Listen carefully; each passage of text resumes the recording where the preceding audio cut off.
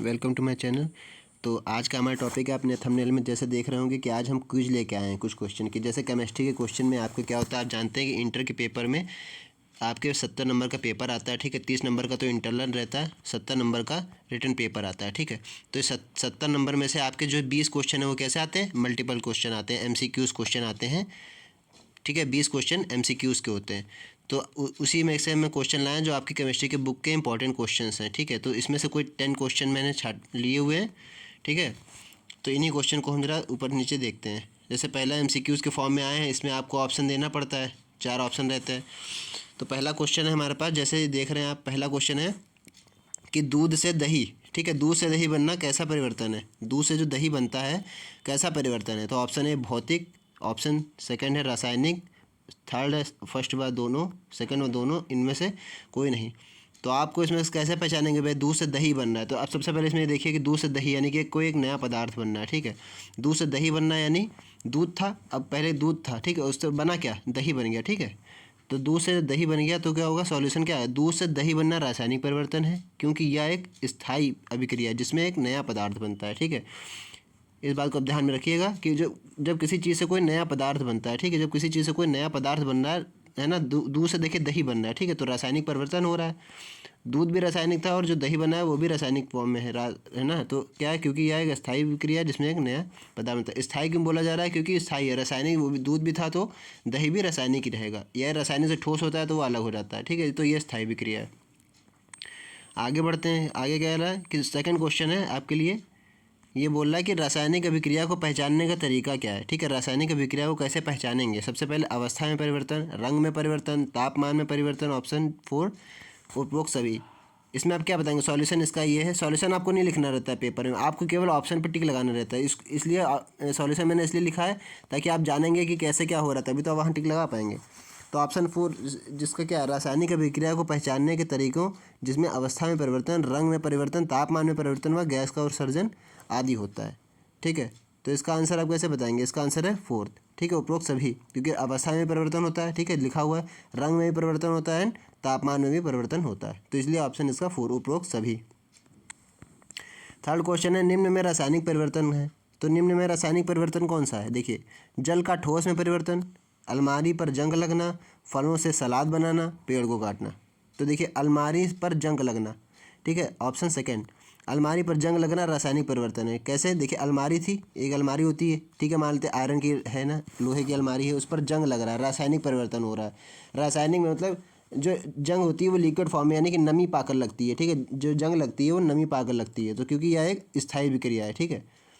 फिर है option question number 4 है, कॉपर सल्फेट के विलयन का रंग कैसा होता है। तो आप इसको बताएंगे कॉपर सल्फेट के विलयन का रंग कैसा होगा, नीला होता है, ठीक है, ये आपको याद करना पड़ेगा। कॉपर सल्फेट के विलयन का रंग नीला होता है, परंतु लोहे के कीलें डालने पर इसका रंग बदल जाता है, ठीक है।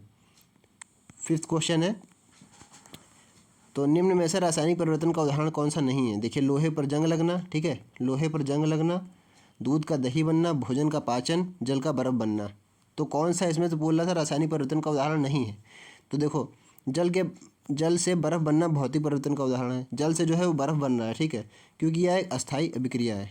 जो जल से जो बर्फ़ बनना है किसका उदाहरण है, भौतिक परिवर्तन। बाकी ये सब जो देख रहे हैं ये भी अपने आप क्वेश्चन आया था ऊपर, दूध का दही बनना ये भी रासायनिक है, लोहे पर जंग लगना अभी बता के उठे हैं, क्या बताया था, लोहे पर जंग लगना, भोजन का पाचन भी रासायनिक है, ठीक है। तो कौन सा नहीं वो आपको बताना था। तो जल से का बर्फ़ बनना ये है भौतिक परिवर्तन, ये रासायनिक परिवर्तन नहीं है। फिर सिक्स्थ क्वेश्चन में हम क्या कह रहा है कि निम्न में भौतिक परिवर्तन का उदाहरण क्या है। भौतिक परिवर्तन का उदाहरण, जल का बाष्प में बदलना, लोहे पर जंग लगना, दूध से दही बनना, मोमबत्ती का जलन। तो देखिए ये सब हैं जो मोमबत्ती का जलन, ठीक है, दूध से दही बनना, लोहे पर जंग लगना, ये सब हैं रासायनिक परिवर्तन, ठीक है। ये है आपका भौतिक परिवर्तन, जल का वाष्प में बदलना, ठीक है, और जल का बर्फ बनना, ये भी भौतिक परिवर्तन है, जैसा अभी पिछले क्वेश्चन में हुआ था, ठीक है।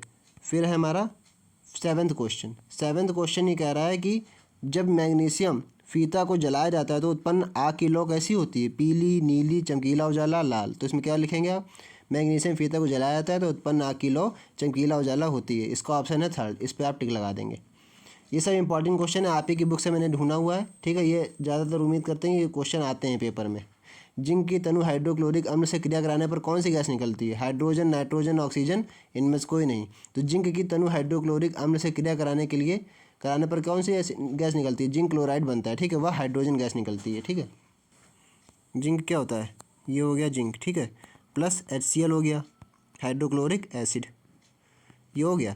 इसकी क्रिया कराएंगे, देखिए यहाँ क्रिया करा दे रहे हैं, क्या होगा जब इन दोनों की क्रिया कराएंगे तो क्या होगा? देखिए जेड जिंक के साथ क्लोरीन मिल जाएगा तो बन जाएगा ZnCl, ये बन गया ZnCl प्लस कौन सी गैस निकल रही है?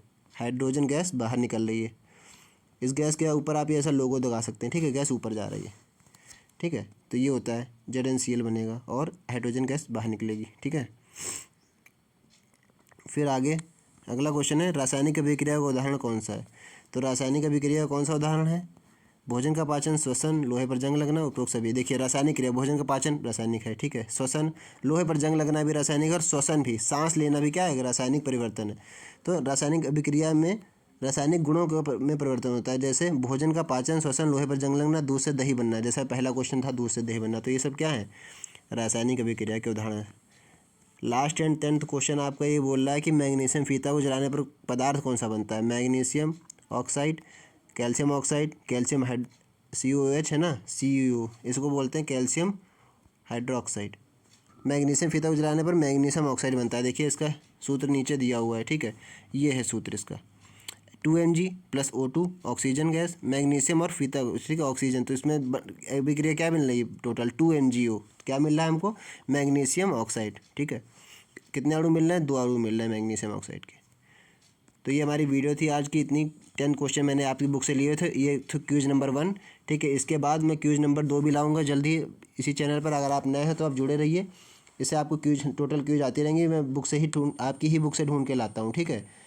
आई होप आपको ये समझ में आएंगे क्वेश्चन कितने हैं। हो सकता है ये इंपॉर्टेंट है, इसमें से कोई ना कोई क्वेश्चन आपके पेपर में फंस जाए, तो इसको आप ध्यान से देख लीजिएगा एक बार, ठीक है। आज की वीडियो में इतना ही, मिलते हैं नेक्स्ट वीडियो में, थैंक यू।